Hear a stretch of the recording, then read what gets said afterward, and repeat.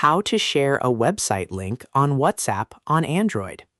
First, open Chrome or any web browser on your Android device. Now, go to the website that you want to share. Once the website loads, tap the address bar at the top of the screen. The website link will be highlighted automatically. Tap Copy to copy the link. Alternatively, you can tap the share icon in the browser and select WhatsApp directly. Next, open WhatsApp and choose the contact or group where you want to send the website link. Tap and hold inside the message box, then select Paste.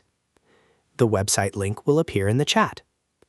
Finally, tap the Send button to share the website link. That's it. The recipient can tap the link and open the website directly on their device. And that's how you can quickly share any website link on WhatsApp using your Android phone. If you found this video helpful, don't forget to like the video, subscribe, and press the bell icon for more quick tech tutorials. Thanks for watching.